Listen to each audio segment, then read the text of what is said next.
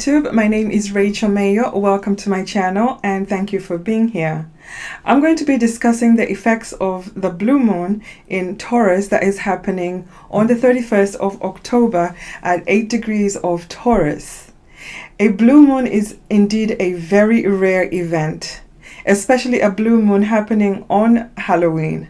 The last time a blue moon occurred on Halloween was probably in the 1940s. And the next time we'll have this event again is in 2033. I always like to investigate special events. So I checked to find out when the last time we had a blue moon in Taurus. And I found that there was a blue moon in Taurus in November 1991.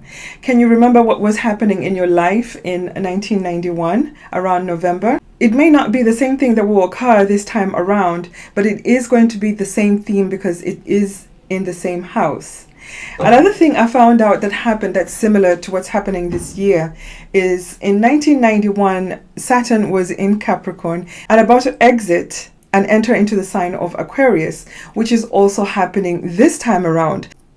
So we have a blue moon that occurred in November 1991. At the same time, we also have Saturn leaving the sign of Capricorn into the sign of Aquarius. For those who are old enough to remember what happened, look to see if there's something that you can compare with this time around.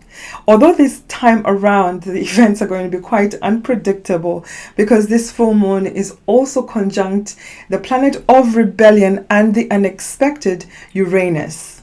If you're new to my channel and have not yet subscribed, please hit the subscribe button, It's right below this video, the red button. It's not a commitment. If you're new to my channel and have not yet subscribed, please hit the subscribe button, It's right below this video, the red button. It's not a commitment. The House of Taurus is the house where we want things to stay just as they are. Taurus likes things to stay the same. The planet Uranus has been trying to shake this house up since May of 2018. Now we have a blue moon conjunct the planet Uranus in our Taurus house. This is where we should expect the unexpected. Things are going to be shaken up. Uranus is going to shake things up in this house. Perhaps it's going to be your daily routine. It could be your relationship or the friends that you keep. It all depends which house is the Taurus house in your natal horoscope. This is where you should expect the rebellion, the shakeups, and not keeping things as they are.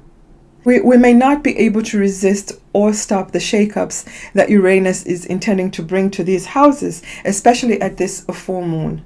Full moons are already a time when our emotions are heightened and things tend to flare up.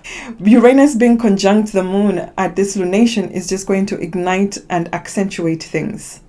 The only saving grace I see is that Venus, the ruling planet of this lunation, is currently transiting her other sign. So she has strength in Libra and she's not aspecting any other planet at this lunation. So perhaps things will be shaken up just momentarily and Venus will still manage to keep things as she wants them.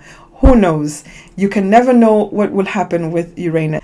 A blue moon has no astrological meaning. Perhaps it has a more spiritual and karmic meaning. It is, after all, the luminaries, the sun and the moon, who are meeting more than they're supposed to in one lunar cycle.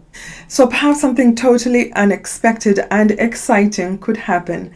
Perhaps if you go out on this night, you might meet your soulmate. Or you could get surprising news about a well-paying job or contract.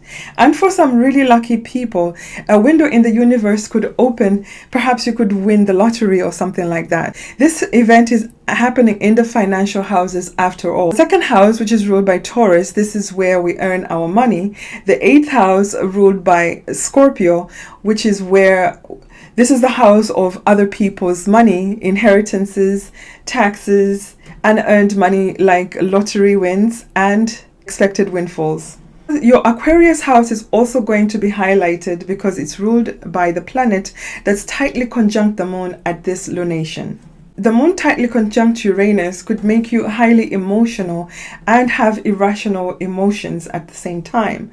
Some people might experience anxiety and will be prone to restlessness. Listen to the whole introduction of this discussion. This is the only way you're truly going to understand astrology and how it affects your own natal chart. I don't go through all the aspects when I give the individual readings for your ascendant.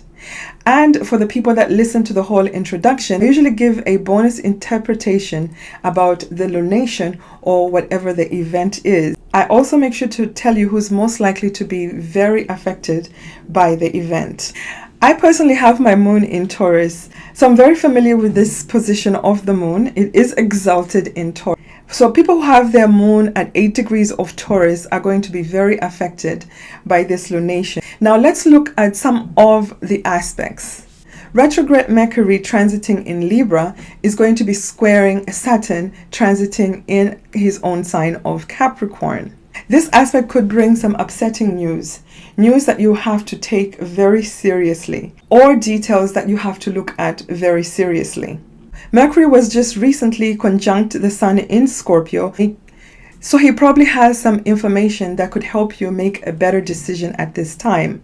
Mercury in Scorpio digs very deep, especially when he's going retrograde. It could be information that changes the details or the process of you making up your mind about some serious issue that concerns money or a relationship. And since the sign of Libra deals with negotiations and relationships, it might be time for many of us to make a decision of which way we want to take a relationship. Mercury in Scorpio probably brought information that will make or break a relationship.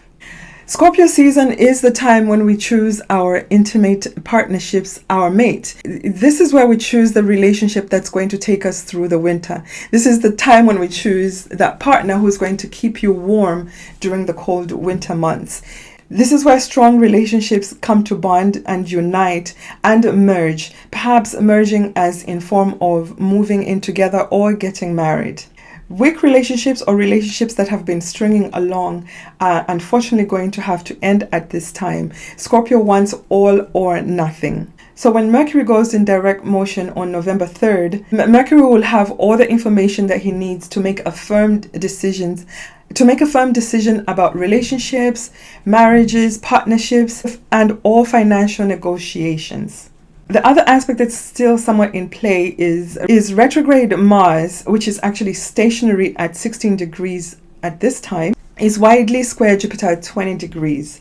The orb is a bit loose, so it's probably going to feel like background noise of what we've been dealing with the squares to the Capricorn stellium. So at this time, Mars is tired of arguing with the outer planets in the Capricorn stellium. He's just standing still and waiting to move forward. Unfortunately, as he moves forward, he's still going to continue this argument that's been going on. He's going to be a bit more empowered this time because he will be moving forward. If you have any closing arguments about issues that you've been experiencing with others, it's best to wait for Mars to move forward after the 13th of November. Retrograde Neptune transiting his own sign in Pisces is going to square the karmic nodes in Gemini and Sagittarius. This aspect is going to make us a bit delusional about details and information. So if you feel confused and undecided about something, stick to the details, stick to the scientific information, stick to the poles, stick to real numbers. Unfortunately, the square of Neptune to the karmic nodes is going to be around for a while. And so we are going to be confused about the direction of our life. Venus is the ruling planet of this lunation. Venus is at 6 degrees in Libra and is currently opposing retrograde Chiron at 6 degrees of Aries. This is the only tight aspect that Venus is making in this lunation, which she's ruling. So this aspect is asking us to look at our relationships, the wounding in our relationship. Is there some type of healing or negotiation in the relationship that you can bring to the table to heal a relationship?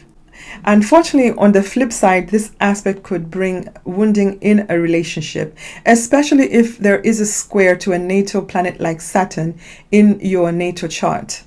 So let's evaluate Taurus. Taurus is ruled by the planet Venus. It is the natural second house of the zodiac. The second house rules over what we love and value. It also rules over the families that we create, i.e. the family that you have, the family that you make with your husband or wife, or the friends that become so close that you start to call them family. Taurus is a money house. We all value money. This is the house that shows you what you do to earn a living. It is also the house of self-esteem. How do you value yourself? The moon is exalted in the sign of Taurus. The moon loves to be in Taurus out of all the signs. People with Taurus moon are usually very calm and collected. They know how to handle their emotions, whether they're angry, happy, or not. If you have your moon in Taurus, you're probably very calm and collected, and you like to hold on to things, even emotions. You resist change and you want things to stay the same. So the conjunction of Uranus to your moon is probably making you very anxious, unsettled, irritable, and it's quite unsettling for a Taurus to have things shaken up. The sun is currently transiting the sign of Scorpio at this lunation. Scorpio is the natural 8th house of the zodiac. The 8th house rules over other people's money, taxes, inheritances, and unearned money, like windfalls. Scorpio is where we keep our secrets. It also rules sex and intimacy. It is also the house of death and transformation. The 8th house is the house where we truly merge with another, either through sex, intimacy, and finances. So as you can see, all these issues are going to be highlighted. These are the issues that are going to come to a culmination or an ending at this time. So agreements and contracts are also highlighted. Some relationships could take the next step, as in moving in together, thus merging their finances. Unfortunately, for some relationships that have not been working for a while, this is the time that the relationship could unexpectedly or expectedly break. If you want to know how all this will affect your chart personally, I suggest you book a reading with me at rachel-mayo.com. Who is going to feel this lunation intensely?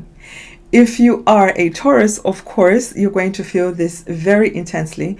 If you're Libra, you're also going to feel this lunation intensely because you're both ruled by the sign of Venus. If you're born on or around the 31st of October, you're going to have this energy in your solar return chart. It will be a year of a lot of unexpected events. You're going to have culminations and endings in the house of Taurus. If you have an important point or angle or a planet conjunct this lunation at 8 degrees of Taurus or 8 degrees of Scorpio, you're going to feel this lunation very intensely because this planet or point is going to be activated at this lunation. If you're new to my channel and have not yet subscribed, please hit the subscribe button, It's right below this video, the red button. It's not a commitment. If you're new to my channel and have not yet subscribed, please hit the subscribe button, It's right below this video, the red button. It's not a commitment. Cancer ascendant.